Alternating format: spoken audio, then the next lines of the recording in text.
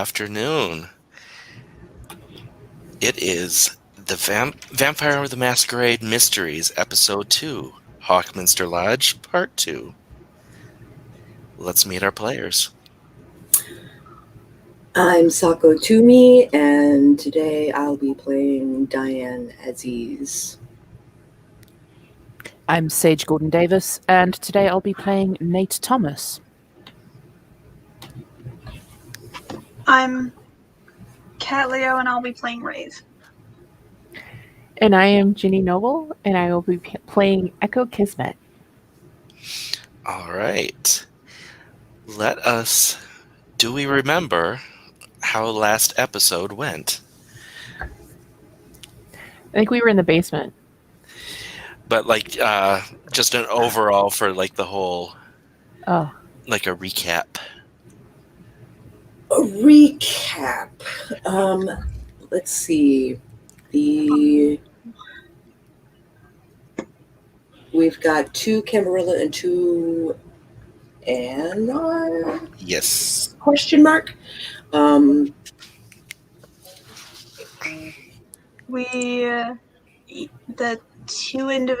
two from each, and they met at the airport, where we met Pam. Mm-hmm. Yep. And we are currently residing on Pan's aircraft? Question mark? Yes. We'll just call it Pan Am for now. Pan Am. I should have seen that coming. That just came into my head.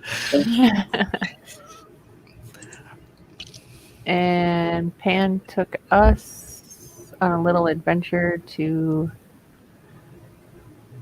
a lodge. Yes. And we saw Santa do some light works and run away. And what did quote-unquote Santa leave behind? Bodies everywhere. Hollow bodies. Hollow bodies. Yes. With burnt-out eyes. And now we're in a time loop, potentially. Who did you meet in the hotel before the time loop? Question mark. Genevieve, I think. The three soldiers? Mm-hmm. The 3 soldiers. I don't remember their names. Their names are not on the sheet. Because they were in last week's. Want to say one of them was named Reyes? Oh, it's Roth, Bradford, and Jenkins. Where did I get Reyes? I don't know. I have them on the top. Ignore me then. Yes. To be fair, this was like a month ago. Yes, Yeah. This is true. I'm surprised we remember as much as we do. Yeah, I'm just trying to jog your memories. Yes. But not only were they soldiers, those of you who know the term, have heard the term blank bodies, know that they're not just soldiers. They are Inquisition. Because blank bodies is what the Inquisition call vampires. Because they don't show up. So at the last moments, you have wandered into the basement and found an obelisk, a black inky obelisk with glowing purple stuff on it. And there was a note on it that said, break this obelisk to figure out what's going on, to learn more. And it was signed by the letter W. And Roth pulled out his gun, which is the exact copy of the one Diane is holding, because she pulled her gun off of Roth's body, which was upstairs. And he fired at the crystal obelisk. It exploded, and the inky blackness oozed over everything. And I'm going to add this little part. This is something that Nate and Echo have heard of. Diane's actually experienced it. And Rave's never heard of it. When that inky blackness touched you and flowed over you, it felt like nothingness, like an absence of life, of energy. And Diane has felt this before. This is the Umbra. Nate and Echo have heard about it, but this is the first time they've actually experienced it firsthand. It's not pleasant, but it does go away, and when it fades away, multiple things happen. There is a click, a soft click at one end of the room. There is music playing upstairs. Just life happening where there was death before. And steps coming down the stairs as the Nosferatu that owns the hotel comes down to find out what's going on. And now for our opening credits.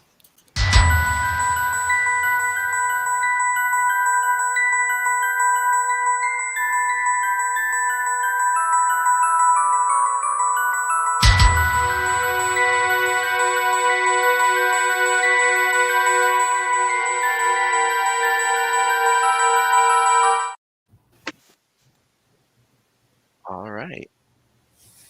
So you hear the footsteps coming down the stairs and the voice of Genevieve. What are you doing in my basement? What are you doing here? This isn't a haven. This isn't a hunting ground. What are you doing here? I'll get out of your way. Aw. And she tries to like scooch around her to the exit and exit the office. What about the rest of you? How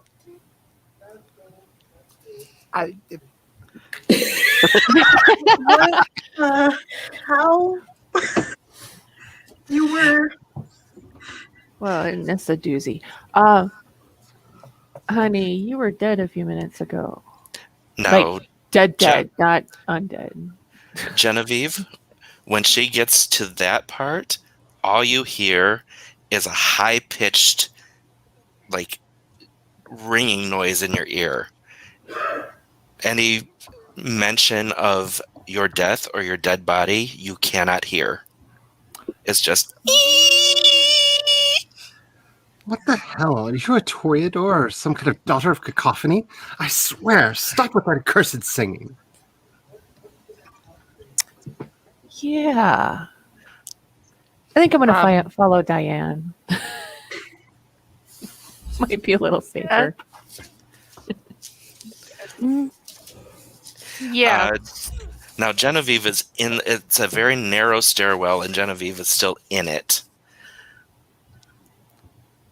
Now, Genevieve, you do have the service entrance. The other entrance in the basement, if you want to get them out that way. Because your guests are upstairs. So I point to the service entrance and tell them to get out. Leave. You I betcha. don't like your kind in here. Yes, ma'am. What do you mean, your kind? Dirty, foul, blood-sucking monsters. I'll show you, monster. Aren't you? Sorry. By what?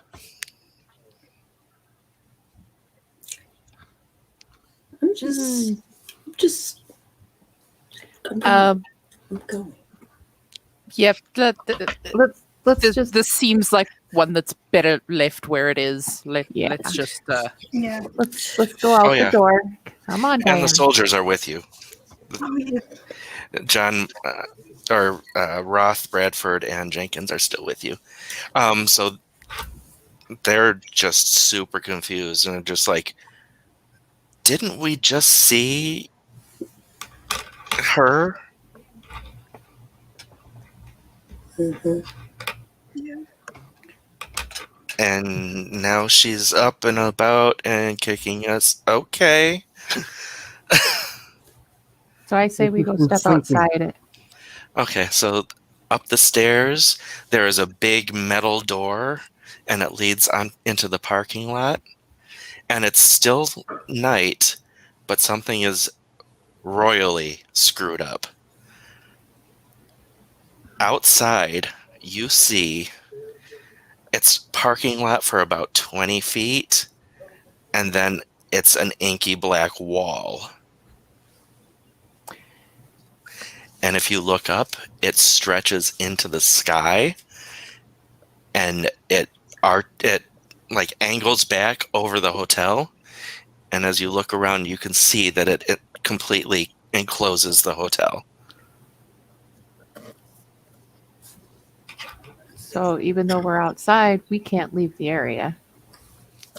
Now, Genevieve, did you follow them? Yes, I follow them and listen for the sounds of any scurrying animals that might be in the walls and on the grounds. Genevieve, you do not see a wall. It's just a normal night with 4 intruders that have come into your basement. I don't know. Or why no, you- 7 intruders. 8 intruders. Pan's there too. I don't know what brought you here. I don't know why you thought that you could come into my establishment and harass my guests. But leave. Leave. And never come back. Your kind is surely not welcome here. If you need a place to hide, dig a hole. Grumble, grumble. So you guys obviously are stuck. Yeah. Roth is, Bradford is like, where's our van? Our van is gone.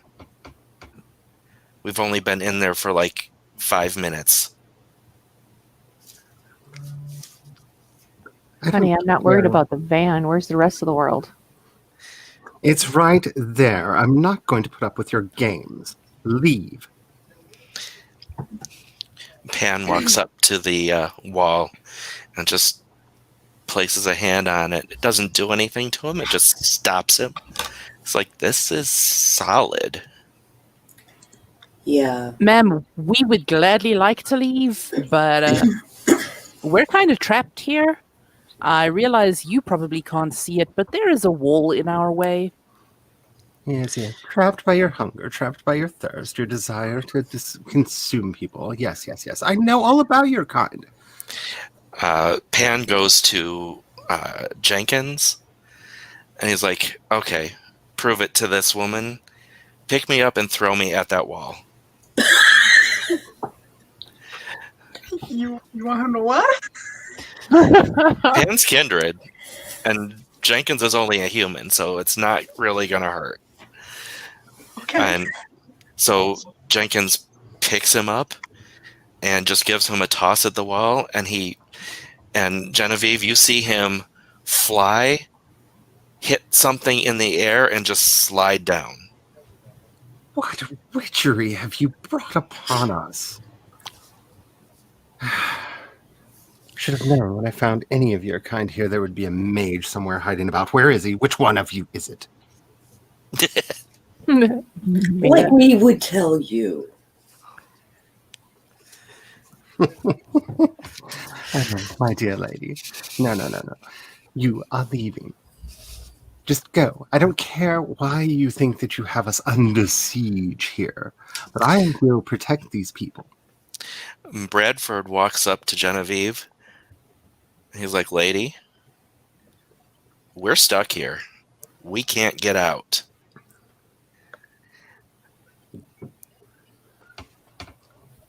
The sun cures many ails. Maybe it will take your barrier away too. I turn and start walking back towards the hotel.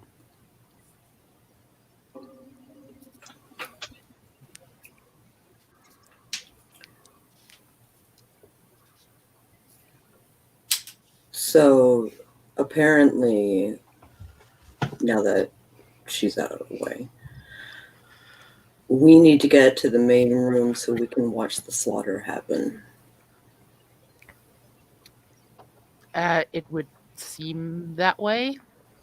And somehow not become targets ourselves. I was gonna say, if it happens again and we're there, wouldn't we end up like the rest of them?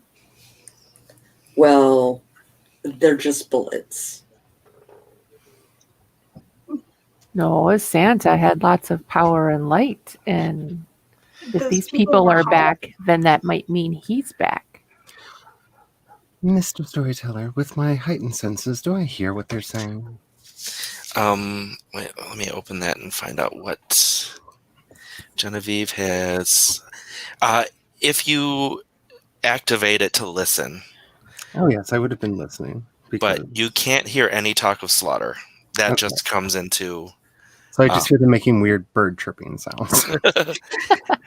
It's like really loud tinnitus when that topic comes up, like the ear ringing.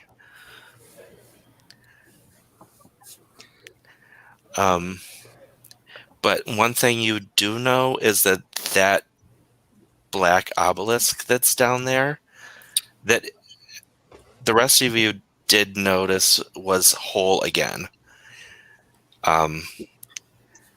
That's in a spot where two of your sets of shelves were. Like the shelves are just gone, and that obelisk is in its place. So keeping an ear on the intruders, I go back down to investigate the obelisk. Okay. It is inky black and has glowing purple scribbles almost on it. You can't really tell what it is.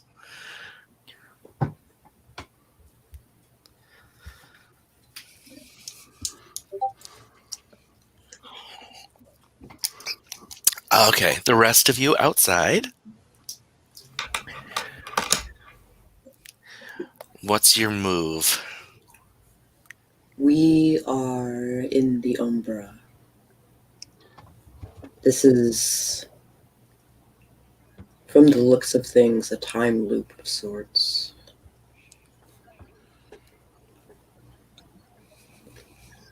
However, we are certainly susceptible to whatever happens to us. Roth turns to you. Is like, how far back did we go? No idea.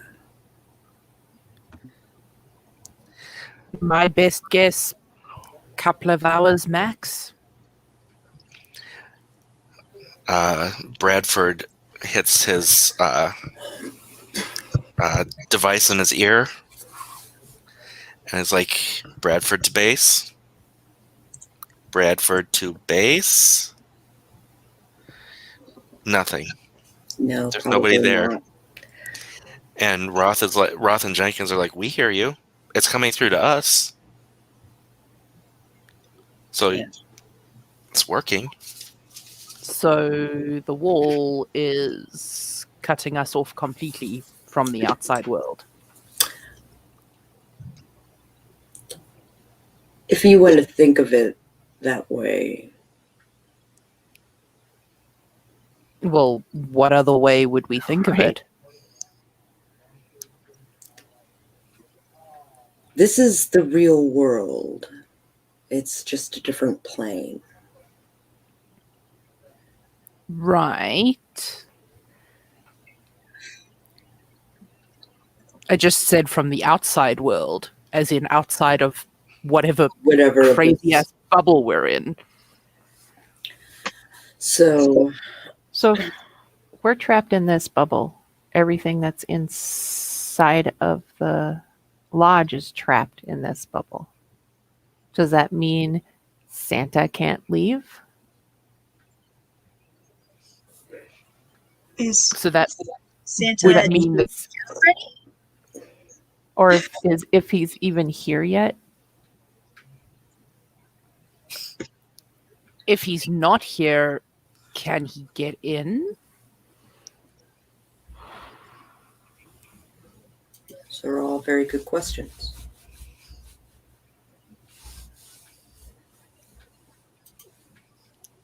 What if we...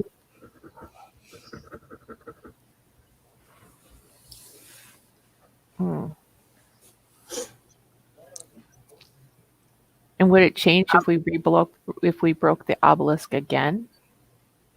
Or would we just... I mean, Good. you are welcome if you want to deal with Genevieve. You are welcome to go in and try. She's not as but, friendly as me, don't you know? But that is a whole mess of crazy, and I'm staying far away.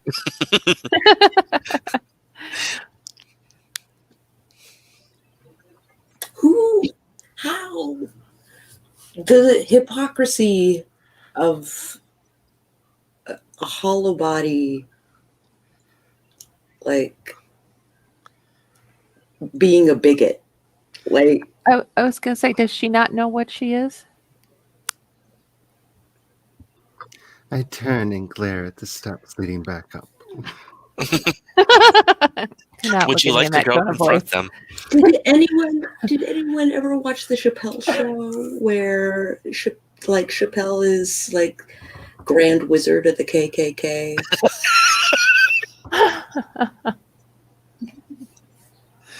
It's a comedy of errors. I move towards the stairs and go back up to where they are talking in my parking lot. Oh God, she's back. You see what you did, Echo? I know. I'm not crazy. I know what I am. I know what you are. And I know that your kind are not welcome here. Yeah, you've mentioned that a few times now. Unfortunately, sweetheart, we can't leave, so you're stuck with us until we figure out a way to get out of this. Now, what did you do with my shelves downstairs? What were you trying to do? What kind of a ritual were you performing in my hotel? We were. Someone left an obelisk in your... So it wasn't there, and then it was there, and you weren't there, and you were there, but magically you had nothing to do with it.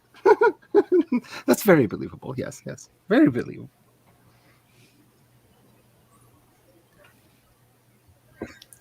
Is it just me, or does she remind anybody of the Mad Hatter? I mean, I wasn't going to say it. We're not going to go anywhere here, so I'm going to go the other way. What other way? I want to go back down and look at the obelisk. And back into the office and through the office into the rest of the house. Okay, so they are going back in through the service entrance. Yeah. I stand between them and the door.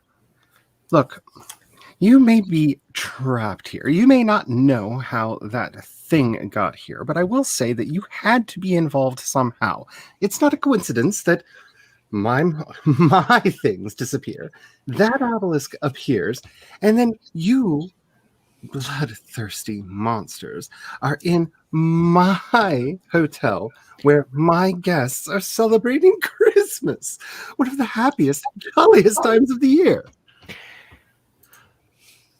The way I see it is if you want us to leave, you need to let us go check out the obelisk again to figure out how to leave. Fine, but you can't leave the basement. Resisting the urge to aim my gun at Genevieve. Someone else doesn't resist. Bradford levels his gun at Genevieve. Please don't. Let's just go down and check out the obelisk, and we'll go from there. He's like, look, Blanks. I don't know. I don't care what's going on between you and with her, but we need to figure out what's going on here. And I'm not having any of her lip anymore. Oh, blessed Knight of the Inquisition, I'm more on your side than I am on theirs. I'm here to make sure that these people are safe. And Bradford just looks at you, and his jaw is trying to open, and he's fighting it. I have never heard of a blank protecting humans from other blanks. It's Christmas. These are good people. They don't deserve to die. Oh, Agreed. We're not the one killing them. first of all, if we were we going to have kill anyone, we no would have done it interest. by now. Pan, little Asian boy, walks up to Genevieve and just like pulls on her sleeve. Miss, Yes? what day is it? I'm trying to remember. It was Christmas Eve, wasn't it? Yes. It's Christmas Eve. Now, you guys know it was the 26th. Mm-hmm. So we've gone back 24 hours? 48. 48 hours. I can't add today. So math is not my strong point. Sorry. Okay, so I was way off base, but So if he is here, then he's mingling with everyone else and nothing's happened yet. And we have 48 hours to figure out before. Let's under see. 48. Well, yeah. Can I Who understand? wants to roll perception? I do. Okay. Perception and awareness.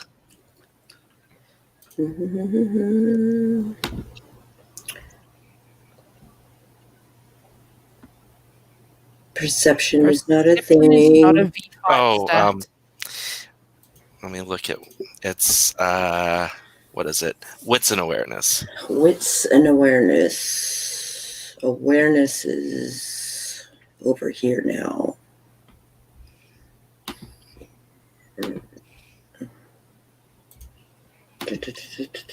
And remember to add your hunger die.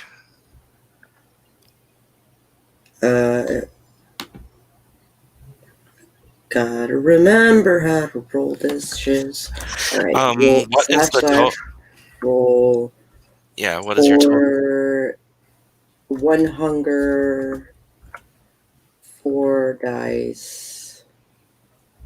4 normal.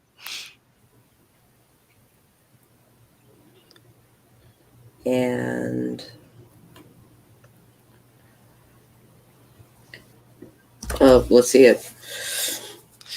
Oh wow, nice roll. You see a red minivan, one that you recognize. It's the one that tore out of there after the massacre happened. That's the one I chased. It's just chilling there in the parking lot. Want to know? That means he's still here. Hey, does anyone see that van? Didn't you? I recognize that man. Echo is like, That's the one I chased. That's Santa's still here. Is this still all whistling in my ears? Or? No, it is just the talk of Okay, the just massacre so and I the just have to deaths. say that that's where Santa came from. Okay. that's Santa's sleigh, as it were. That means he's still here. Okay, Vans. Okay. Tantra is a story we tell our children about how to be nice. That's just the No. code name that we're calling him for now because we don't know who the fuck he is. I okay. called him Santa because he was all in red and he was driving the red van and he had all that power. It's hard to tell with the, You have With a the Malkavians. yes. you have a terrorist on your hands, and you have the choice of harassing us or dealing with a terrorist in your hotel. So what you're telling me is I need to trust some goons from the Inquisition, some vampires that are out to eat and devour the world and take all of its blood. I'm not saying you Or- have to trust or- us. Let a terrorist attack the house. Oh, this is an interesting choice that you've given me. So you're saying if I allow you to wander freely amongst my I'm not friends- even asking to wander. I'm asking you to investigate, if nothing else. You can either send us, so you don't have to, soil your pretty little hands. I scowl. Most of Hand you, pulls on your sleeve again. Hey, we can be like normal people. We can pretend. I mutter, there are a lot of first-time guests this year. Well, we don't want it to be the last time, right? Very well, but no feeding on my regulars. No problem. She bears her fangs, and they are not normal fangs. They look like the teeth of a leopard.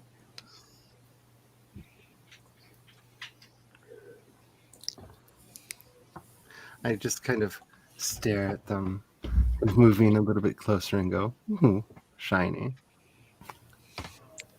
And the one thing you guys notice about Genevieve is that even though she's Nosferatu, and you can tell, she doesn't even look half as ugly as most Nosferatu. She's she just looks kind of wizened and maybe a little, she looks older than her age and very sunken in, but not like super repulsive. So enough to pass as Enough to pass as human. As a human that's got something wrong. Yeah, there's something wrong with her, all right. Anyway, So how are we supposed to find this terrorist? Well, we have 3 gentlemen that might be able to sniff him out. If they don't mind a little bit of company. We could do that. We would, and Bradford, who seems to have been the one who's been talking for the 3 of them, Mhm. so he is probably the one in charge of them. He's like, yeah, we can go in and we can mingle, but I don't want any of you without one of us. Mm, That's fair. that's fair. Okay. I don't particularly want you lot running around without one of us. And never. Bradford's just like, like we would hurt the humans. It's possible. Stranger things have happened, my dude. Okay. As you're walking in, Diane, Roth turns to you and just like leans in a little bit, and he's like, what is it about that minivan over there that got your attention? That's the escape vehicle. Is it? I might have something for that. Give me time. Do I recognize the minivan in question? You do. It is the minivan of some of your regulars. It is. It belongs to Rudy and Nancy Okay. and their son. I just kind of snicker about what they're saying because it seems all manner of crazy.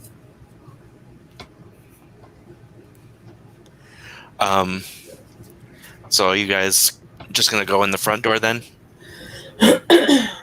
or back down to the down to the office to look at the obelisk first, Yeah. and then we'll continue out to the. Okay. So you are down by the obelisk. Can I recognize any of the glyphs?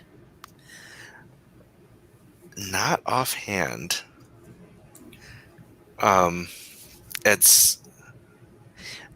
They look like you can't even piece together. It's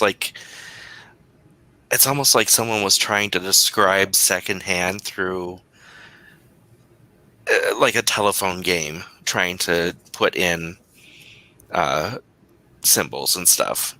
Okay. So some things look like they might be something, except it's like almost like a toddler did it. Can I do some kind of occult check or some sort of investigation on the obelisk? You can Try and figure out what the hell we're dealing with? So for the initial one, it'll be, I guess you'll do occult plus intelligence. Okay. Minus hunger. Right. And help if I was on the right page. also as a recap, Diane, Nate, and Rave are all at 1 hunger, and Echo is at 2 hunger.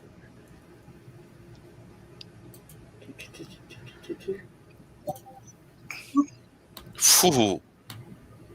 Wow. Damn. Nate, you rock. I mean, Yeah, I am an does. occult specialist, so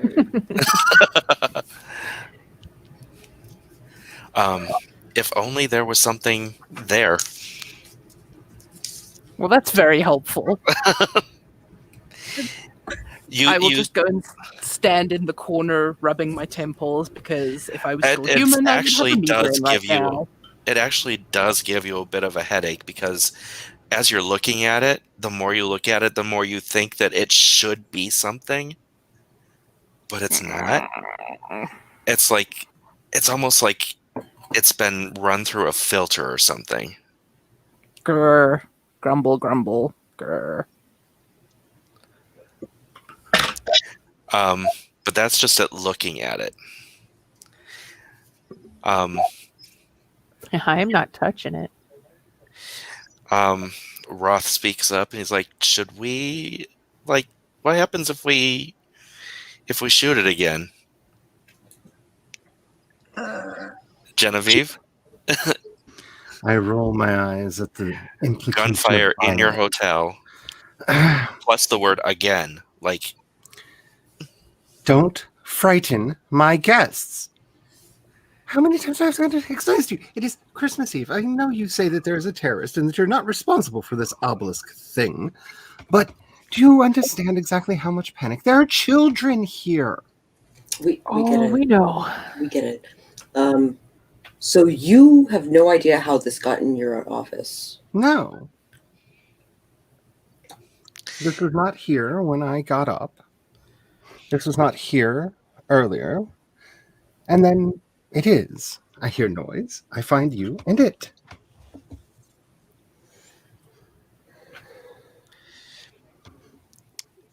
Well, we're looking for answers. And if you can't be of help, then Bradford go do your job. Bradford turns to Genevieve. He's like, yeah, we were down here. We shot this thing. We found this thing. We shot this thing. We blew it up. I would have heard a gunshot. I definitely would have heard a gunshot. Yeah, but it brought us here. Do you not understand that we are in a time loop? It's Now not that this you do hear. okay. You do hear time loop. So you're saying I've been through all of this before. Bingo. Exactly. Then why Slightly. don't I remember anything? Because it's a not- time loop. You're not Wolverine. Probably because you weren't in the room with us when the obelisk broke the first time. So you're my biggest problem here is that you're accusing a family that comes here regularly of being terrorists. So you know who owns the van. Yes. However, just because they own the van does not mean that someone That can they're steal it. involved. No, but it's worth looking into. All we know at this point is that that is the van that codename Santa used to get away last time. We don't know that it's his van. There was only one person who got in that van, right? Yes. Right. Yes. Wrapped in a blanket. You couldn't tell male or female. They looked like they might have been holding something, but it was in the blanket as well. And they hopped in that van and sped away. So far as I know, no one here is alone. They're all groups. So one of their own would have to be. Well, you keep saying that I'm doing nothing. I'm trying to protect my guests. What is it that you would need me to do? I'm not a detective. This isn't Murder, She Wrote. You're not in Cabot Cove. Then go do your job. Stay out of our way. Mingle with your guests. Keep them calm. Distract from the fact that we are here, and we will do the rest. Reluctantly, and giving them all the side eye that is vampirically possible. One moment.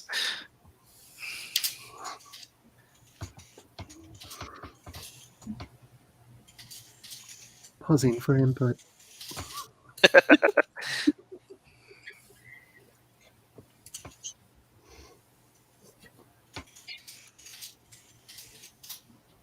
There.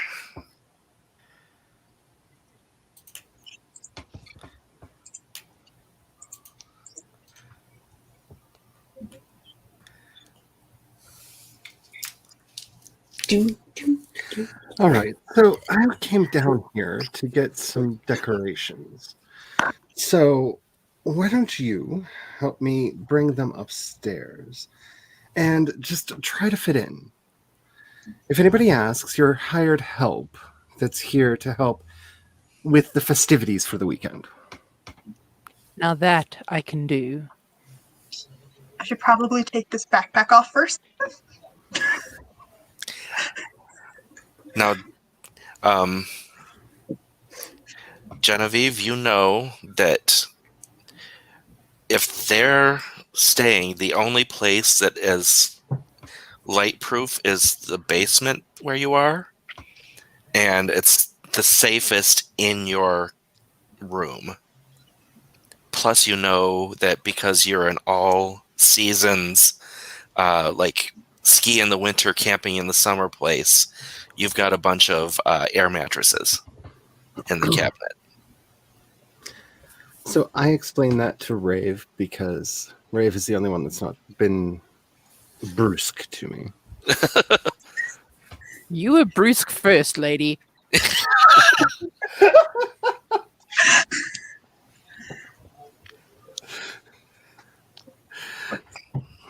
So I point out exactly which room is the safe room and where the air mattresses can be found. You can leave your things in there. They will be safe. Unless you do something terrible to one of my guests. Pan comes running up to you with it's like a tray like a large wooden tray, and it's got two nutcrackers on. It's got a nutcracker on each side, like the Christmas nutcracker, and it's got a pad of paper on it, and you know that is something that you want in the great room because it's for like something that you do with the guests every year. Take that to the great room, I say, and I give detailed instructions on how to find it and exactly where in the room it should be placed. And he grins and he just sprints up the stairs. Oh my god. Okay. I'm gonna set this stuff in his room and be right back.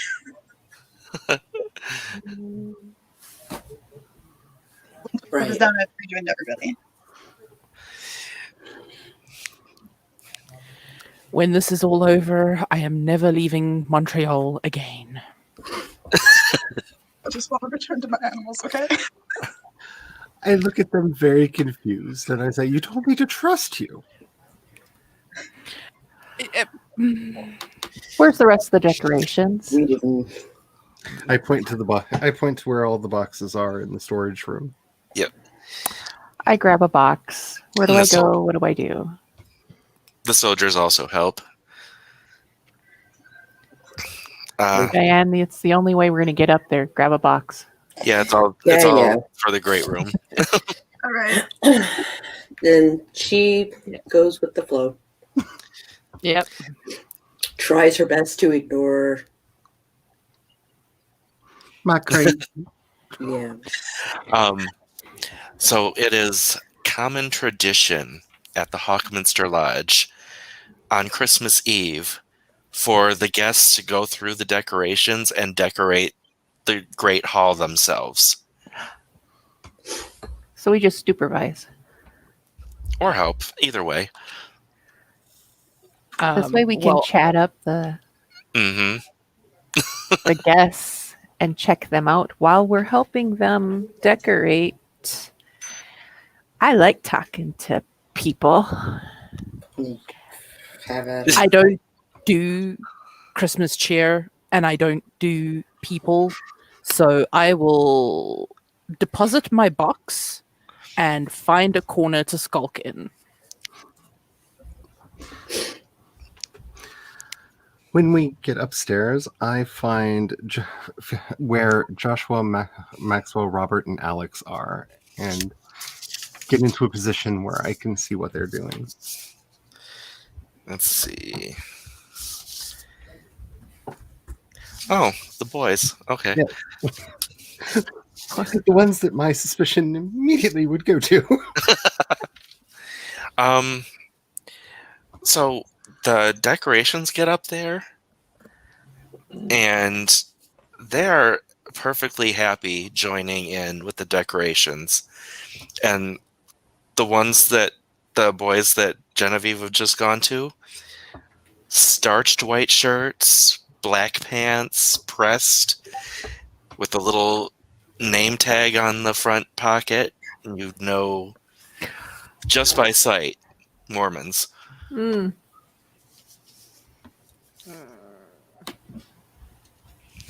But they seem to be happy to help out.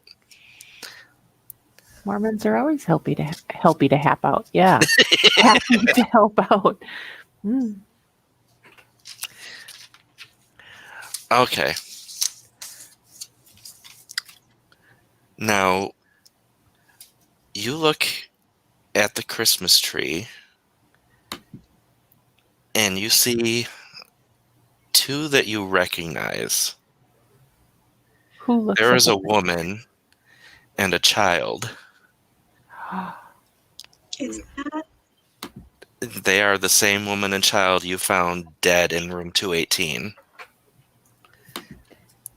And they are in pure happiness. And they are and they are like grouped with another man. And the child pulls out a very ornate box from the presents. He's like, "My favorites! I love these. And he opens it up and he pulls out a gorgeous ornament. And it's like, Daddy, Mommy, it's the special ones. She hears this and kind of like watches. Special ones. And there are multiple people. There are 3 other people besides them helping with the tree.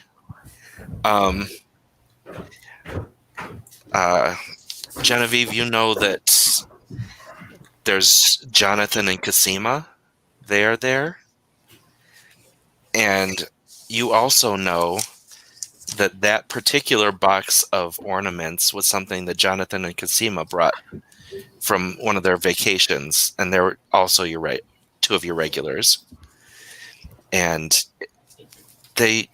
that particular box of ornaments has been with you for probably like 5 years, and it's really precious to you, and it's also precious to. It's basically like all 5 of them, because it's basically their like a unity thing, because you remember when they were first together and they told you that they absolutely, Jonathan and Kismet absolutely adored splitting the holidays between them, because she is Muslim and he is Christian. And this is one of their traditions, and they found this on vacation, and it's basically a symbol of their unity, and you absolutely adore that. So I smile at them and I go over to Cameron and ask if he needs any help putting anything on the tree. It's like, oh yeah, can we put these up? And he hands the box to you. I look over at Jonathan and Kismet to see if they approve. Oh, they're all over it. They're eating it up. And so I go over to the tree and start putting them there, always asking the child is this the right place? The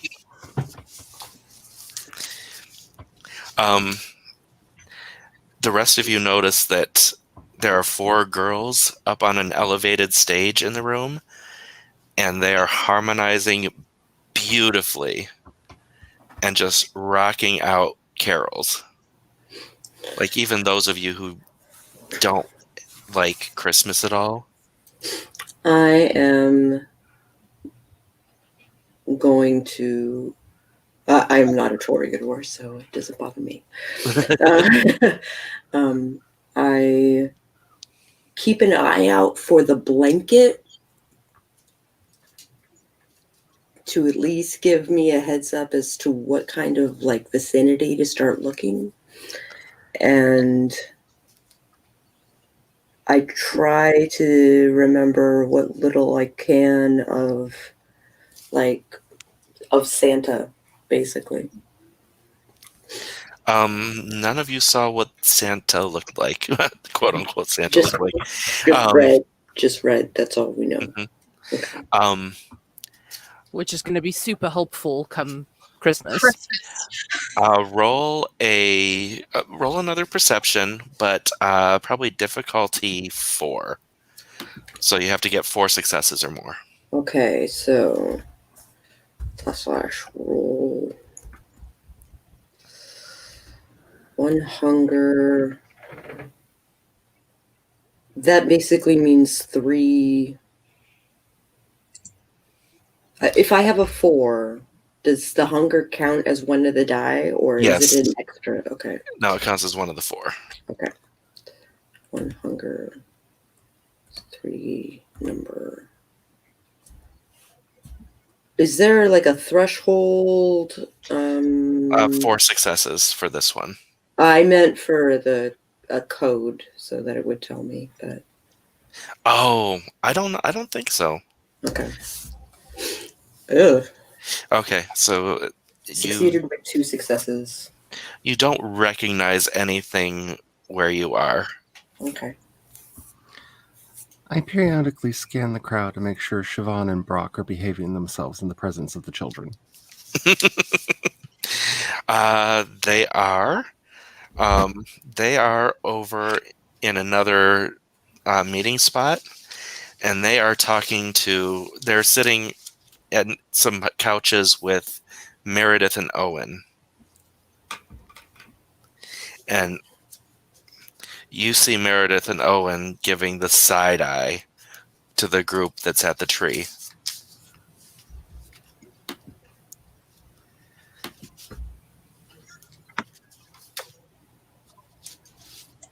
Trivial people things.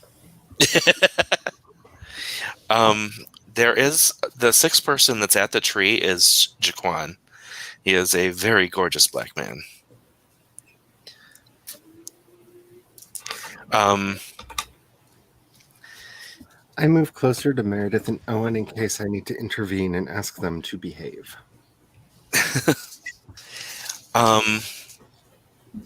Let's see.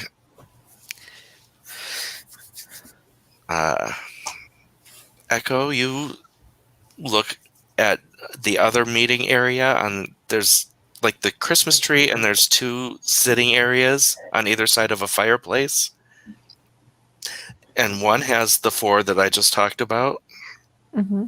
It's just 2 white couples being white couples. At the other one is an old couple and 2 women who are very bohemian dressed. And by the conversation and the look of them, it looks like they are completely engrossed with each other, like the 2 pairs. Just not romantically, just they look like they are oldest friends. Okay. I'm gonna take a peek. And I'm just gonna keep an eye out for our red fellow. Okay. And kind of like absentmindedly like putting things on the tree and also mostly looking. Can I hear what they're talking about that they're so engrossed in? The 4 you just saw. Mm-hmm. You could listen in. You could join them. I just kind of wander over. Okay, Hello. you hear. They're like, "Oh, hey, I haven't seen you here before." No, I'm new. My name's Echo. And one of the younger women says, "Okay, I'm Lana, and this is my partner Bex, and this is Gerald and Constance. We come here every year. We absolutely adore this celebration. Miss Genevieve runs the best Christmas celebration ever." That is wonderful. And Gerald says, "Oh, Bex and Lana have handmade about half the decorations in this room. They are so talented."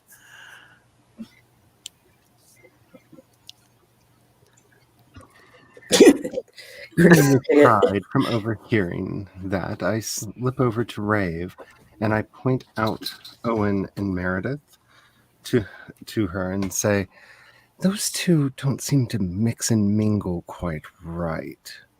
Maybe they could be the ones you're looking for?" They're not doing it right. Make them do it right.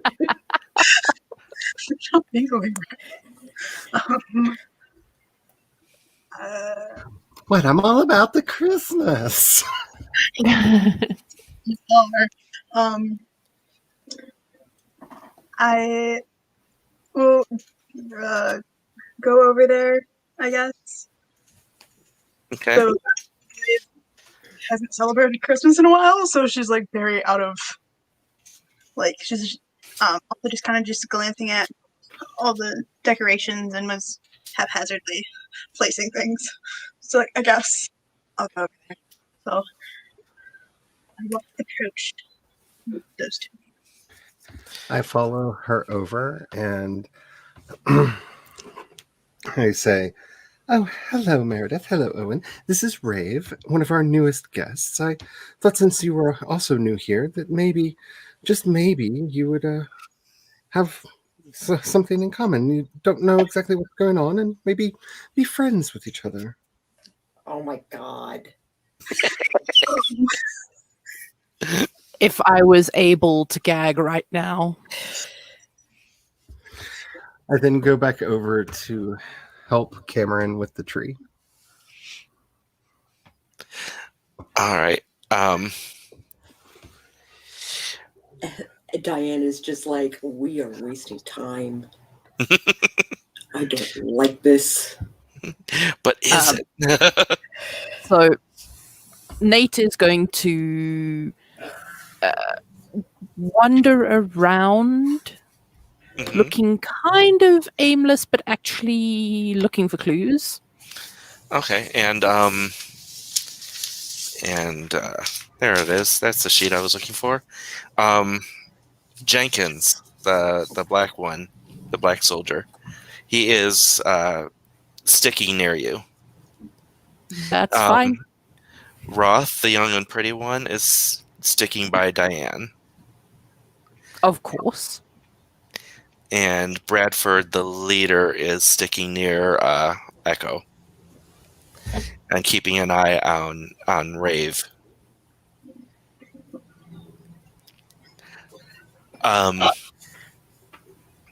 So the couple on the couch, that is Meredith, Owen, Siobhan, and Brock. So you, Rave, when you get there, the other couple, the one that Genevieve By was in, Meredith Owen. Right? what? I'm by Meredith Owen. We can't hear you. We can't hear you. Can you hear me now? Yes. Yeah. Okay. I was gonna say, is that near Meredith and Owen? Yes. Okay. I'm like, So I got confused for a second. Yeah. They're at a set of couches, the four of them. The couple that's not Meredith and Owen are not really looking at anyone but each other, and they are barely able to keep their hands off each other. Ooh. Whereas Meredith and Owen are holding hands, but you can tell they are not happy with what's going on at the tree. They're agitated. And I'm over at the tree with Cameron, and I tell him that he should pick one of his favorite ornaments. And when this is all done, he can take it home with him and have a little bit of Christmas all year round. And he just lights up, and he's like, "Can I have the red one? Can I have the red one from the special set?" And Anyone that you want. And he turns to Jonathan and Kasima. He's like, would you guys okay with me taking this? And they're like, absolutely. We want you to have it. It is something, it symbolizes the merging of cultures. And he's just like over the moon. You can tell also, those of you that are close, that he doesn't seem fully, there's something a little extra juvenile about Cameron, like younger than his age. Mm. Are any of you, I guess maybe Echo, roll let's see. Let me look. What would be the best here?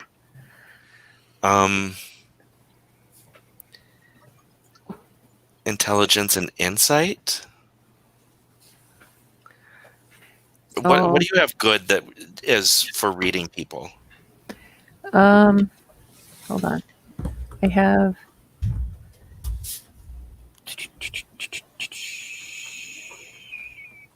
For reading people, Yeah. I have, well, one in insight, one in investigation, intelligence 3. I don't know. Okay. Roll intelligence and insight. So that would be 4. So it would be 2H2N.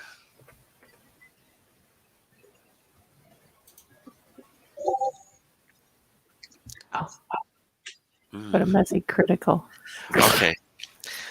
Well, this one's not going to be so bad, and it's pretty good. It's actually good that it's Echo, because it is a child. A messy critical means it's a success, but your beast is involved. Oh, You can tell that this child is autistic. Oh. And your protection, your mama bear, comes out. okay. So I slide on over. And you want this child to have whatever he wants.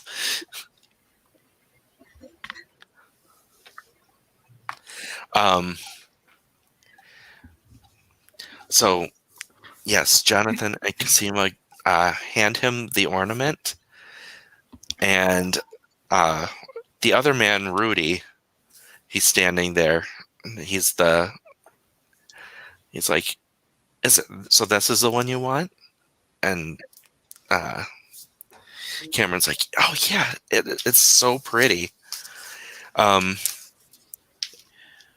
he's like, oh, I can take it. I can wrap it and take it upstairs and pack it in our stuff. And I'll come back down. Okay, honey. And he's like, okay. And so Rudy takes the ornament and just heads back upstairs. I beam with joy at the joy in Cameron's eyes.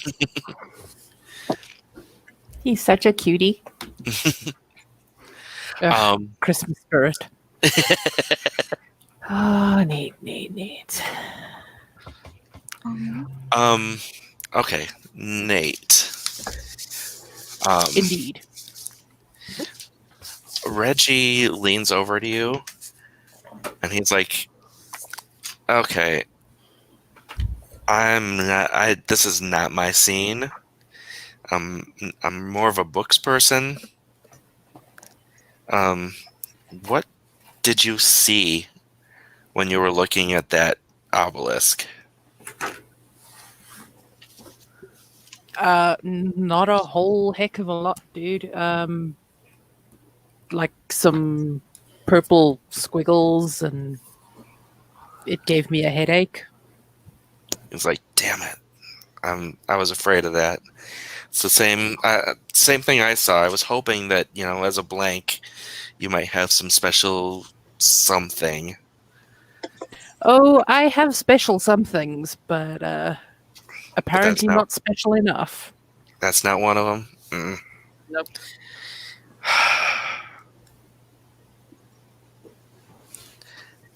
Well, he's like, honestly, you seem like, as far as blanks go, someone who is more like me. Aww. Sorry.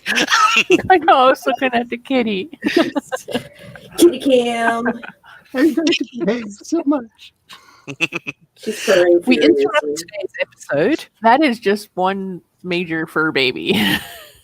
But he's like, you want to check out some other rooms? Yeah, that let's do that. Okay.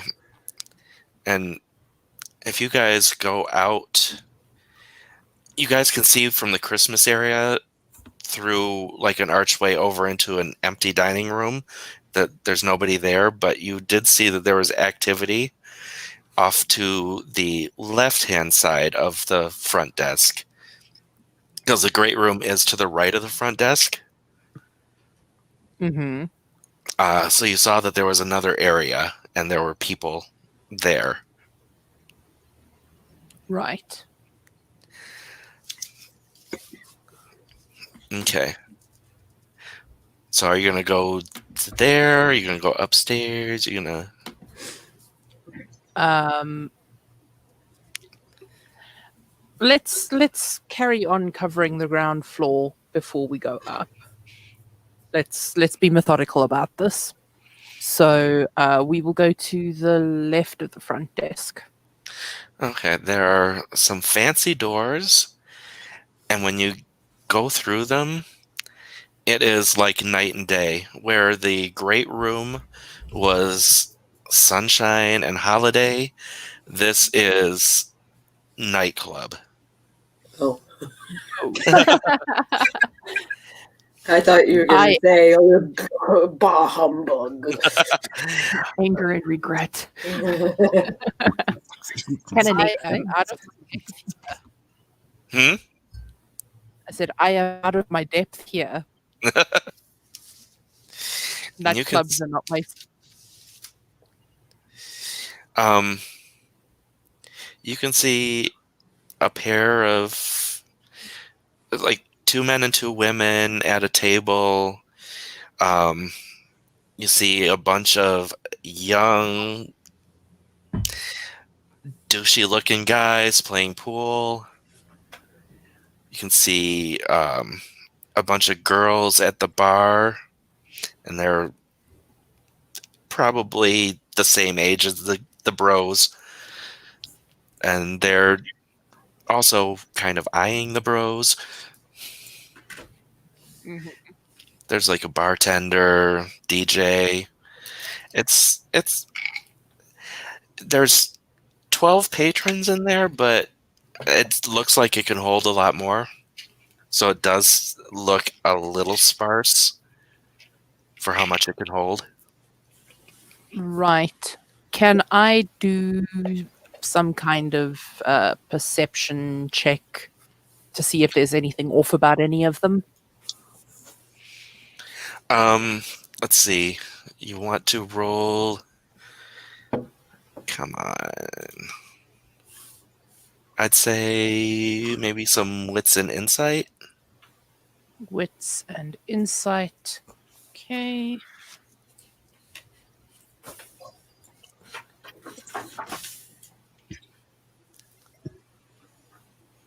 And we'll just see how much information you can pull out of this.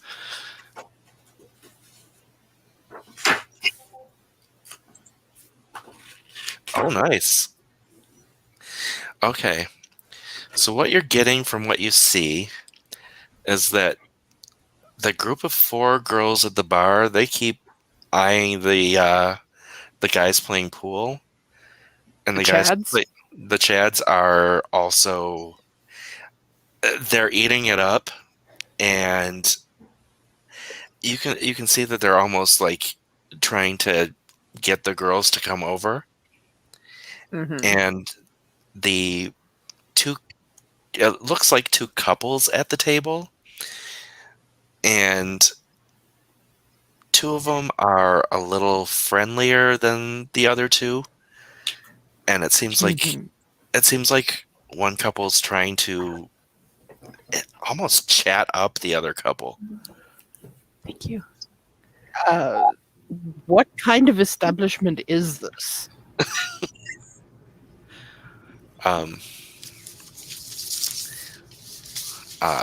Reggie's like, oh well, Jenkins is like, what do you mean? I just see a bunch of people here. I should maybe not share what I'm seeing then. What are you seeing? I should maybe not share what I'm seeing. Petty human dramas. Oh, I thought it was something that would be pertinent. No, it's not at all. Well, should we, maybe we should find out what these people's deals are.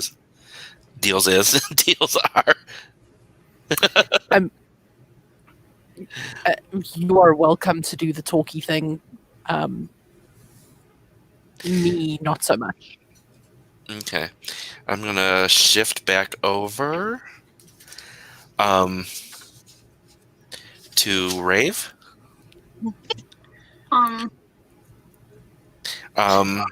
So you are with the two Meredith, couples. yeah. Yeah, so Siobhan and Brock barely pay attention to you. And Meredith and Owen look at you, and they're just like, oh, hey.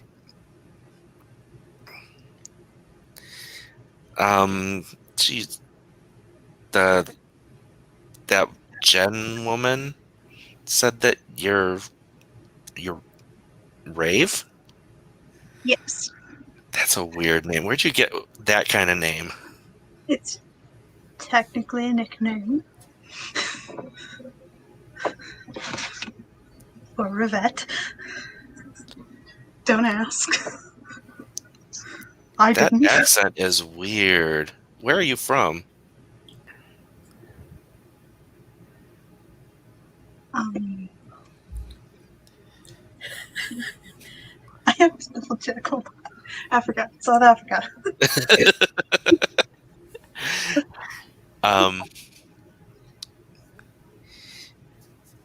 Meredith's like, there are white people there? Oh, The look on my face.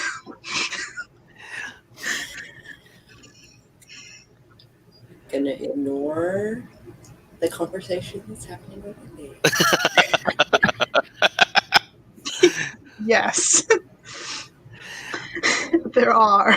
So if you're really perceptive, you can see kind of why Meredith and Owen are glaring at the tree. Yes. I am. Actual South African What cringe. are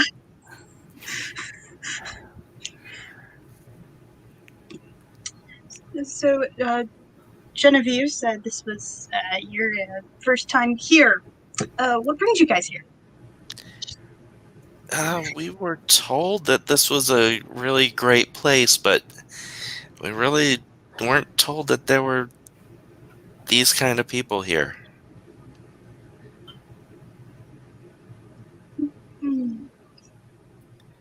Really? Like, this is supposed to be a good Christian party.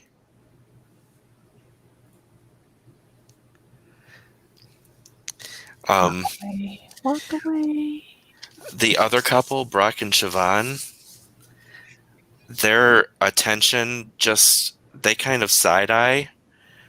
That caught their attention, and they're just like, they look over at this other couple that they were talking to, and they're just like, we'll catch you later. I think we're going to go up to our room right now.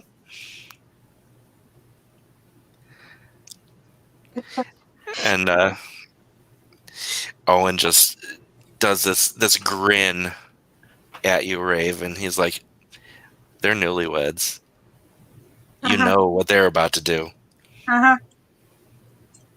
Can't keep their hands off each other. Love to see it, love to see it.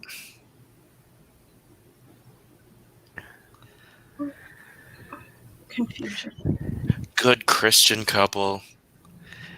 Married like God intended.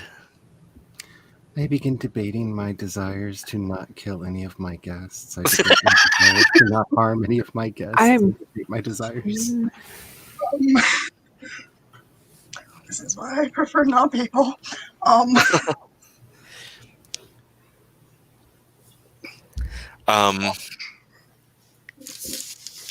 I keep forgetting his name. Bradford. He's like, can we talk somewhere else? He says that to Rave and Echo and Genevieve. Yeah. Sure. Yes, please. And he leads you out to the front desk area. He's like, what kind of establishment is this?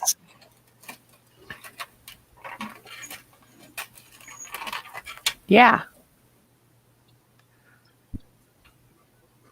It's to the question. A good, wholesome one. That couple did not seem wholesome. By whose standards? Then I just kind of make as low-pitched a growl, hopefully outside of human hearing as I can. I can hear you. You do see that there are 2 more people at the front desk.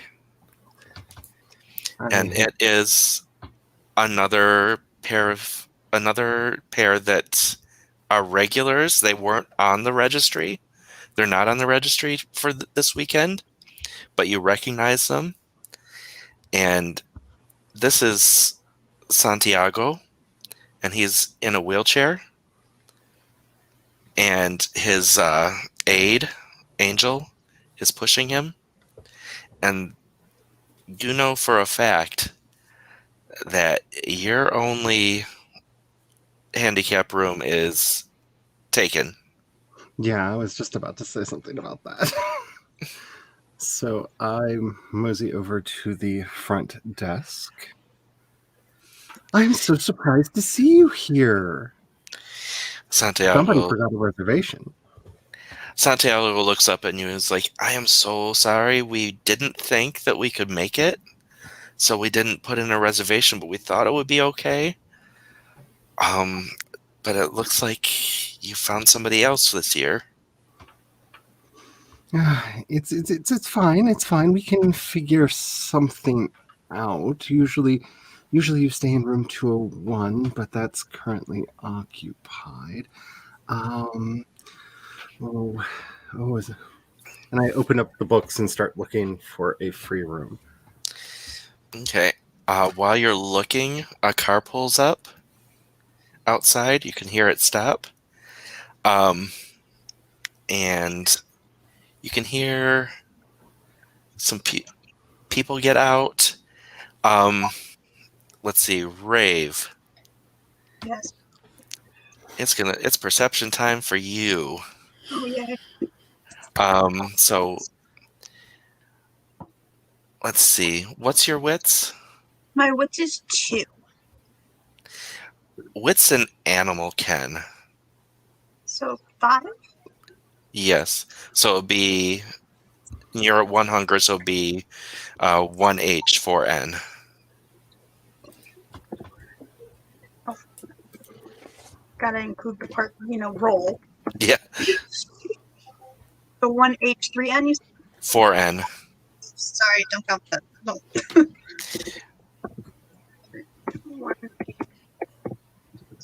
Actually, just roll 1 N, and we'll add it to that. No H. No, we're just adding another. Okay, so it's a.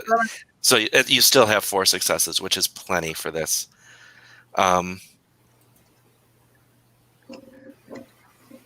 You hear dog. Puppies. I'm gonna pet it. No. I'm gonna pet it. Well, it's not. It's still outside. The door opens, and a Nordic beauty walks through, and he is helping a man on crutches.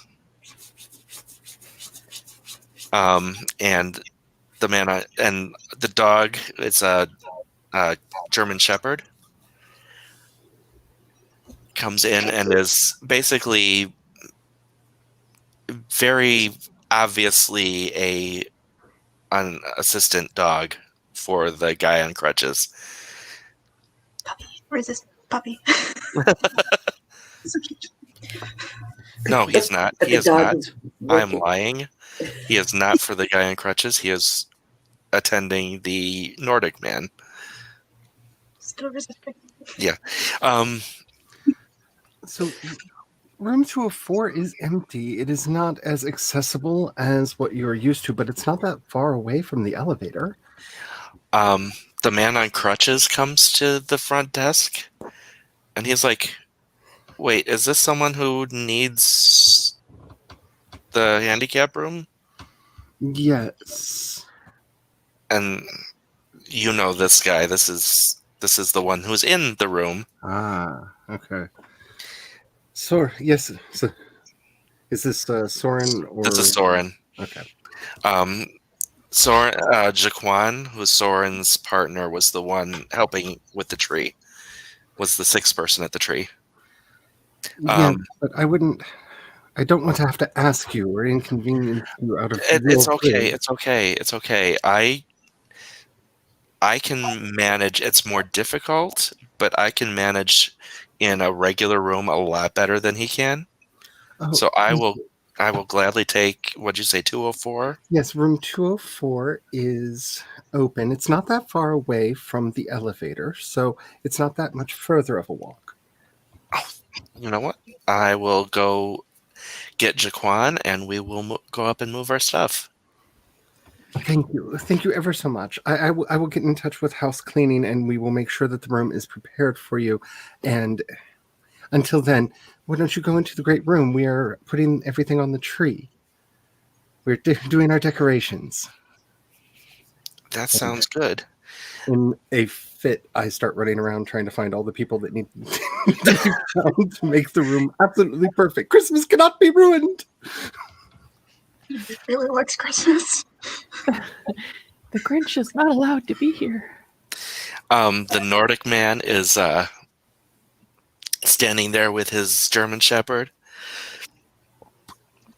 and he's like, "That was a great run, Soren. Looks like we might be coming up with something."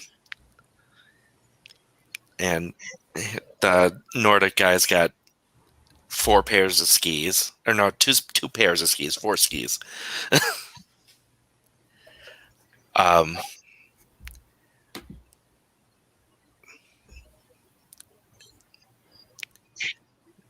The dog is just sitting there waiting. Anything you guys want to do? You know, Rave is like holding back, trying to want to pet the dog. I You know you need to ask for permission first, right? yeah, that's why I resist. Good,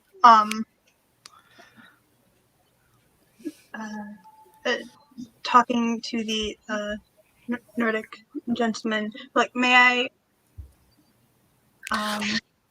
Oh, you want to pet Hans? Absolutely. Hans loves the guests. Are you staying here? Sort of. By all means. Hans is super friendly. If at any point I pass Cameron, I whisper to him, "There's a doggy in the lobby." Yeah, Cameron's eyes light up, and he and his mom come rushing into the lobby. And suddenly there is a whole group of dog admirers. And the Nordic guy is like, "I'm Sven. I'm the caretaker here."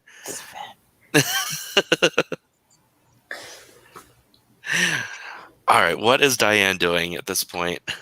Diane is trying to work with Roth in that she is determined to keep an eye out for Mr. Santa. Yeah, there's nothing you can see at the moment. Keep in mind they are both carrying assault weapons. Oh, they didn't leave them in their room. No. So they are getting side-eyed, Mhm. and they're just so. I have a feeling though that Diane thrives on making people uncomfortable. So she might be getting a kick out of this. No.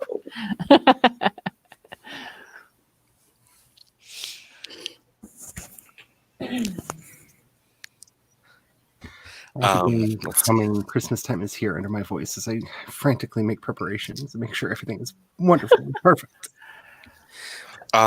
She takes Roth and says, she points at the landing where she found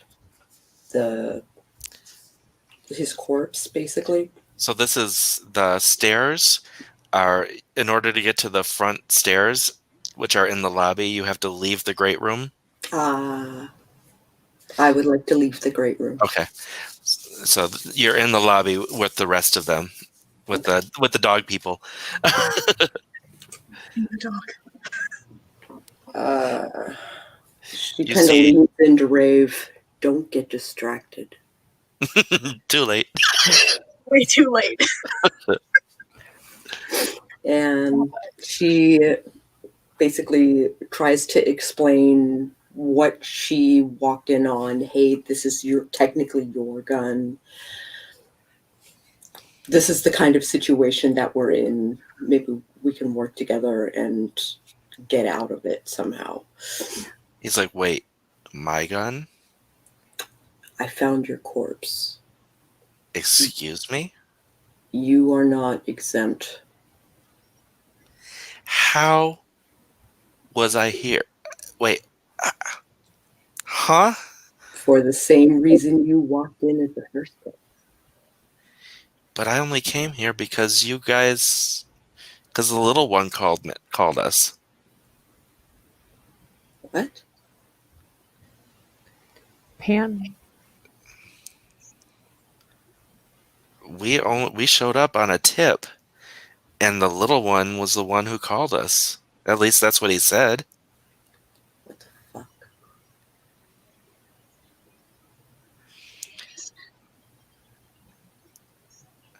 Pan is in the lobby, and he's Pan. looking up the stairs at you guys, and he is horrified.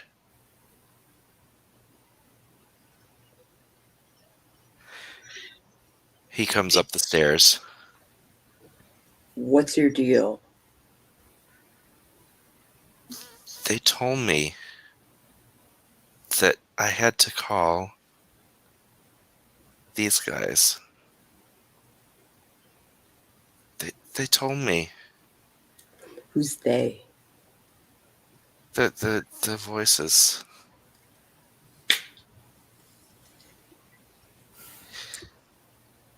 I don't want to kill people.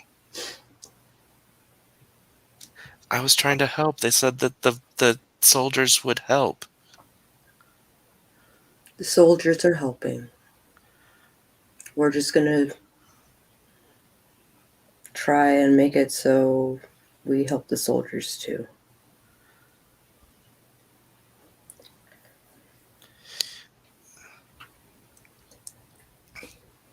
If you can, keep an eye out for a guy in red. He nods, but you can see he is so much younger than he was letting on. And his lack of years is showing through right now. And he is all the young teenager that he looks like.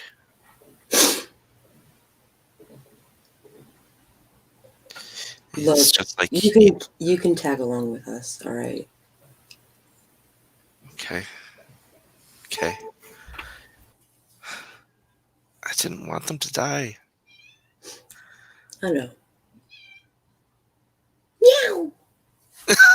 Yeah, that is outside my door. I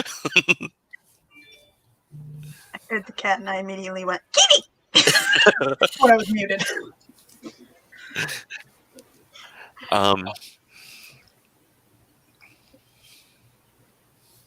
Where are you So let's coming? see. I'm trying to think. Um. Oh, okay. You guys are all in the lobby. So did Nancy. we hear that conversation? No, they were at the top of the stairs at the landing where you found Oh, the we body. didn't hear that far. Okay. Right. And I presumed that I was up preparing the room. Yeah.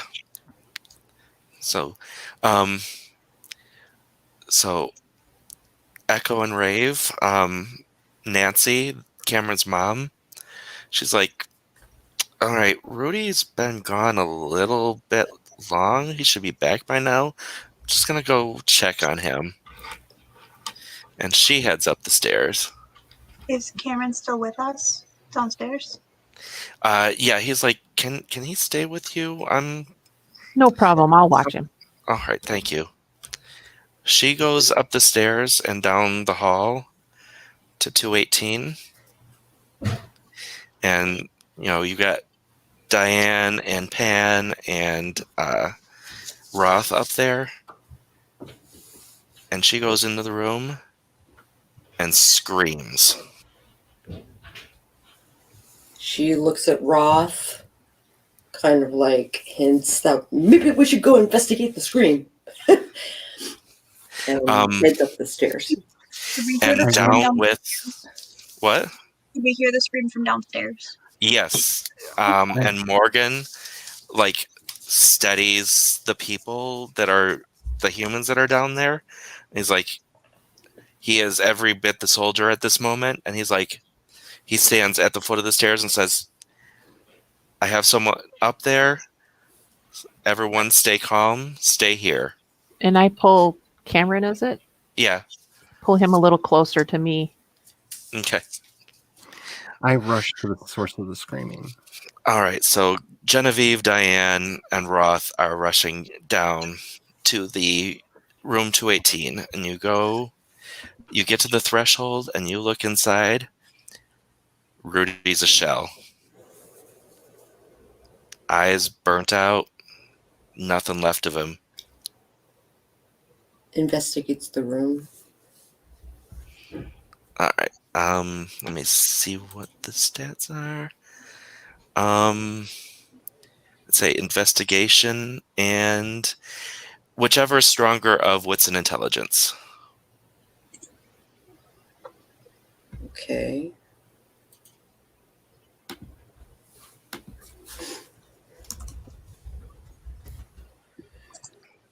First hunger.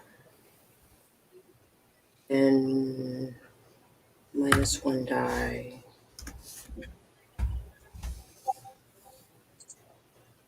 Succeeded with 3 successes. Excellent.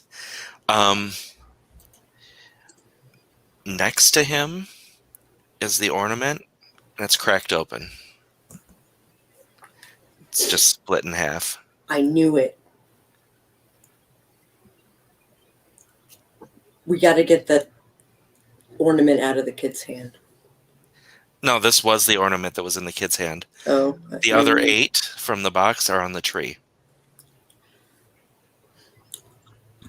What the hell could have done this? Cursed items of some kind. She points at the cracked open ornament. The rest of these, I assume, are on the tree. If we But they've can been here for years. remove them, that would be wise. But they've been here for years. How could... They've been cursed. They've been replaced. That something has happened. They are now a danger. Let us remove them from the tree, please. I quickly turn and go downstairs, attract the attention of the singers and tell them to attract everyone to the lobby and start singing the happiest songs that they can think of, and quickly start gathering things from the tree. Okay. And so something happens in the interim. You get down there and you see that the other 8 ornaments are glowing with an ethereal white light.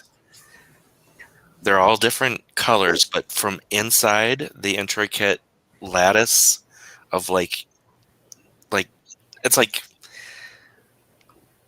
they're a bright color, and each one is a bright color plus gold, and it's like the gold is like an intricate lattice, and it's hollow inside, and each one, the inside is glowing. I scream like a banshee come to collect her favorite king.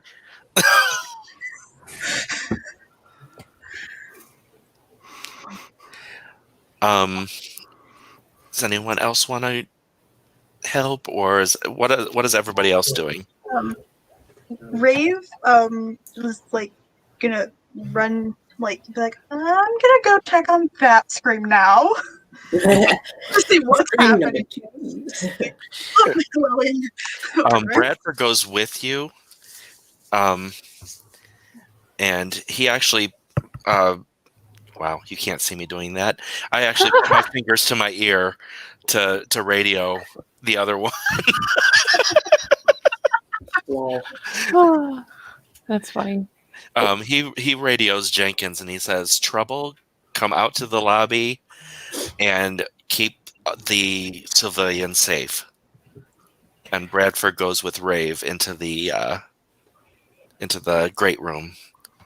Is Diane back downstairs, or is she still upstairs? She's downstairs in the room that was being prepped. Did Diane do anything with the ornament, or is it still there? She's investigating the ornament. Oh, So she has it with her? Mhm. Okay. She hasn't touched it. She's just like, Well, the ornament's in the room, mhm. so she's still in 218. Yes. okay. Okay. I'm just standing in front of the tree with my hands over my mouth, muttering, no. Everything must be normal. Everything must be right. This can't happen. This can't happen. This can't happen. No. Bradford radios up to Roth, and he's like, "What happened up there? What's going on with these ornaments?" Oh yeah, and Genevieve's right there. So, ma'am, what's going on? What's going on with these ornaments? One cracked open and killed one of my guests. He's dead. He's Okay, hollow. nobody touched these. He's dead. This can't happen. This can't happen.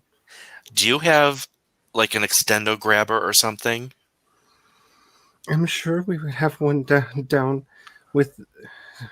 There would definitely be one in the kitchen. There would definitely be one in the kitchen. Things fall all the time in there. Yes, there should definitely be one in the kitchen. All right, grab that. What do these ornaments go in? That's probably a protective container. I point at the box that they came out of and rush off to retrieve the grabber from the kitchen. All right. So we've got Rave and Bradford in here. Rave, what do you do? Move forward slowly towards the tree to get the box. Just like being careful to make sure like the ornaments don't do anything as I slowly move to grab the box. It's far enough away. It's with the other packing things that you can safely grab it. And it's a very pretty box. It's like it's a carved wood box, and it's a square, and inside are like sorry. Of course we have Raven. I'd like to speak to the manager, please. She is the manager. It wasn't my fault, dang it! Genevieve's like, Karen, I'd like to speak to myself. I have so much to say. Christmas has been ruined. I would like to speak to myself, please. So it's divided. It's like a 3x3 grid, and it's like velvet lined. It's very pretty. Okay. But it seems, other than that, it seems pretty safe. All right.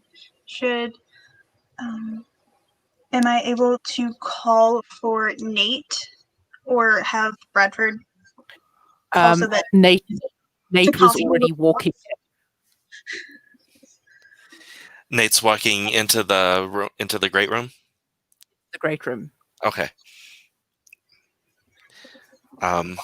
Seems yours. So, I guess I should investigate the glowy things because that looks like my area of expertise.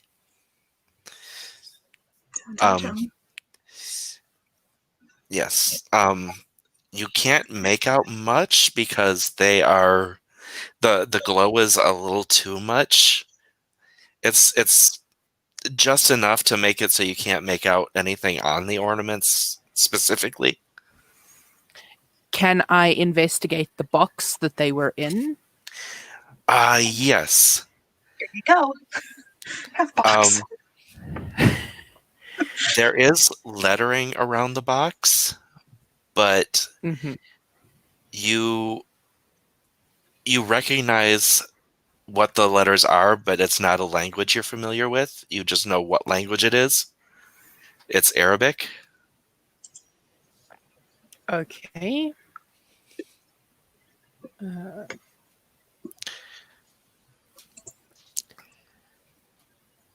Uh-huh.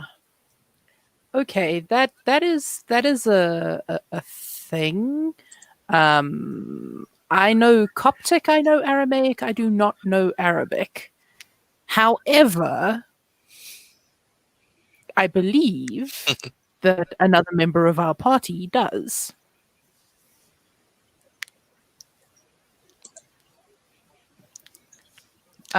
So, Mr. Soldier Dude, could you radio for Diane, please? He radios up to Roth, and Roth says to Diane, the ornaments down there are apparently glowing, Oh and shit! they have Arabic writing on them. Does I look at the thing and see Yep. it has Arabic. What does it say? This one says, trying to remember.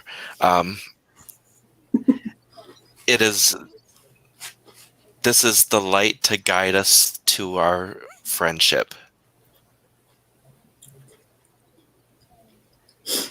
She forwards this information to Roth, and she takes half of the broken piece, sticks it in her pocket, and brushes past to get out of the room and go to the great room.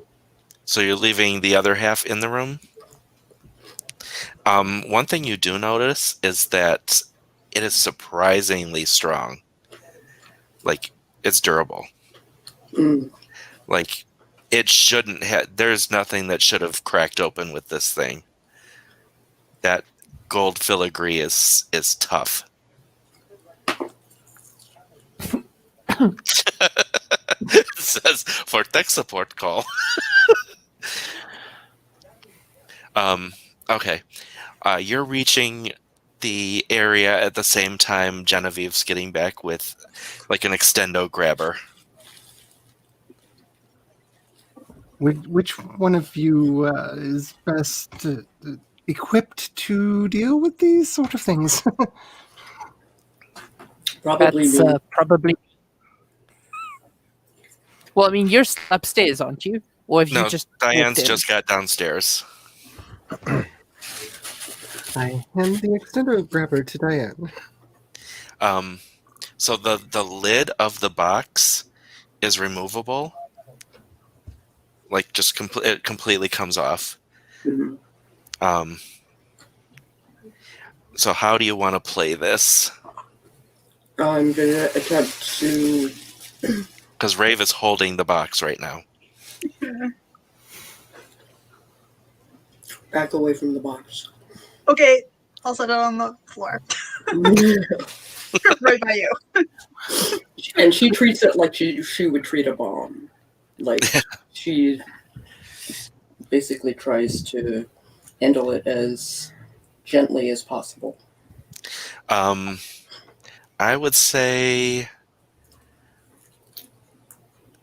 Dex plus maybe athletics to make sure you don't like clamp down too hard on the ornament and send it flinging across the room. You said Dex Athletics. Yeah, I think that's probably the best choice for this one. Boop. Oh, I didn't give myself any athletics. All right.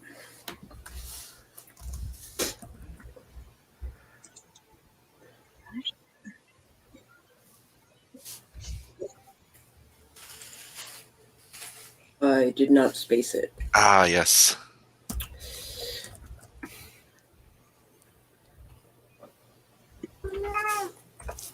Well, Oh my God, Sako. Got this. You got this. Breathe. I've had typing days like that. Oh my Don't God. ruin Christmas. Oh, nice. 2 successes. Yep. It's a kind of slow going, but you do manage to get all 8 ornaments into the box. They are too bright to actually see what the reading is, to see what's written on them. But you do have the lid, and you do know that there is stuff on the outside of the box. I investigate the outside of the box. Do you want to lid it before? Mm-hmm.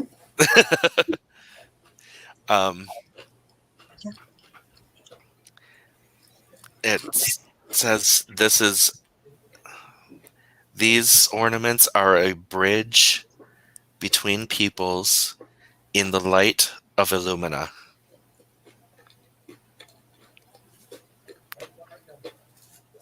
Does Lumina mean anything to me? It does not. Okay. Does it She mean forwards this information to the people around her. Illumina, aside from it meaning basically light in Mhm. Latin, it Right. means nothing. Mm-hmm.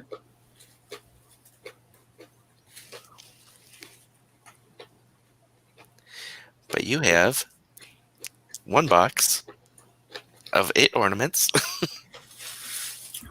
Does this mean that it's over?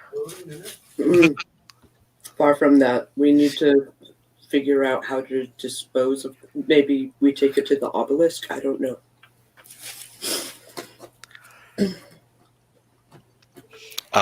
So yes, you have 1 box of ornaments that are glowing with an ethereal light, Mm-hmm. 1 broken ornament, Mm-hmm. 1 dead body, Mm-hmm. and that's where we'll leave it. Dun dun dun. But Christmas must be saved! Christmas!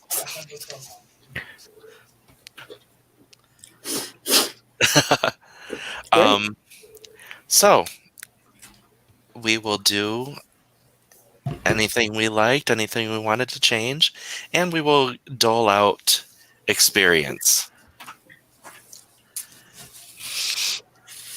And I will let Sage start this time, since Why are you starting with me? You're picking on me. because Sako's got a mouthful of food, and you Oh, two are the fair veterans. Right. So we're not going to give our guest. Oh, obviously, our guest. Thank you to our guest Charlie, who played Thank you, Charlie. Genevieve for us. Thank you, Thank you, Charlie. I must be quite honest. I wasn't looking at the screen when you popped in. I was pretty surprised when I you was heard. The fuck? Jayce sounds just like Charlie. We've been told that. I was looking at my notes page. Okay, so good. Charlie's performance was fantastic. Agreed. Why, thank you. Thank you very much. Bad. I'm gonna put this all on myself and just say my energy levels today have not been great. So that's my bad. And experience I'm going to give to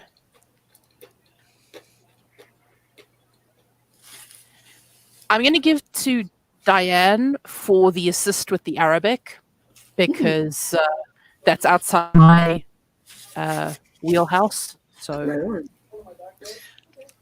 Yeah, I couldn't remember if Diane had Arabic or not, so I Mhm. gave it to Reggie also. They probably learned it in the same place, to be Yep. quite frank.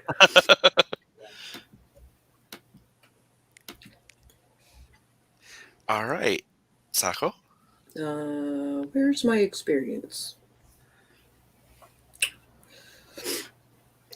That's a great question. Where is my experience? I know there's a spot on the bottom. Is there? There's a There's total. notes. There's. it's on page 2. It's on page 2. Yeah. Also, my linguistics is specifically Arabic. Yep.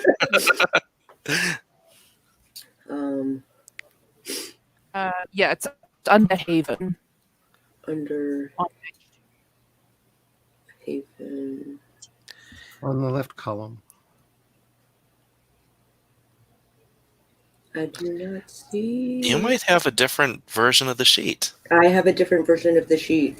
Then I was going to say, Sage put the totals from last time into I the did. Discord.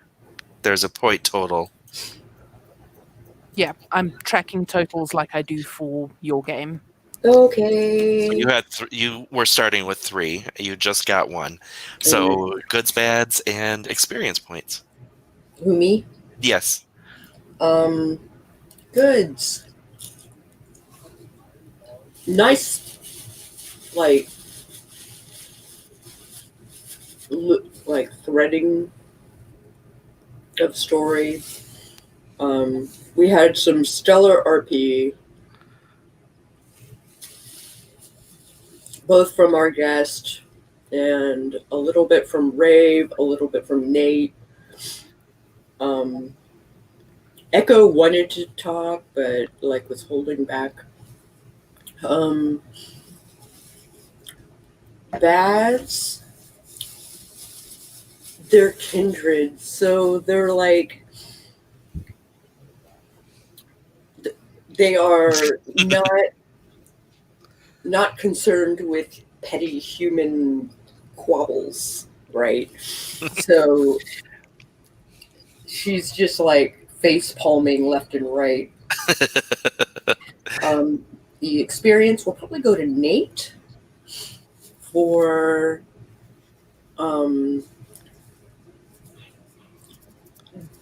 playing that card, basically being in the nightclub and being this is not my scene. There is a bunch of bullshit happening here that I am not concerned with. You know what? If you want to do it, fine. I'm not into it. So that is my 2 cents. All right, Jinne. Good. I loved interacting with Charlie. That was fun. I still think he sounded like a crazy Mad Hatter, but that was great. I know that she loves Christmas and that it has to be perfect. I know. I just instead of tea, it's Christmas. Bad? I don't know. Oh, like Sako said, I was holding back, but that's probably because my brain is fried from hurting so much today. And experience, I'm going to give it to Rave for putting up with the racists. Because she tried so hard just to not say anything and try to be polite. That and the puppy. So.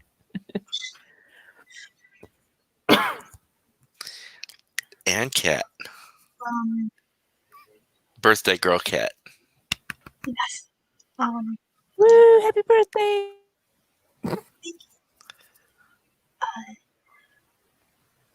Sorry, I'm still getting very used to the everything about this. So the goods was how much the game and Charlie. I'm not sure if I have any bad. And I would give experience to Diane, I think, for the going upstairs to investigate, and then the translating and being careful with the ornament thingies. Calling them thingies because there's no way they're ready. Yeah. And I am giving out an experience point for everybody for getting through all the points of this episode. And it was great. And once again, thank you to Charlie. This was so much fun. And we will catch you next week. Hopefully.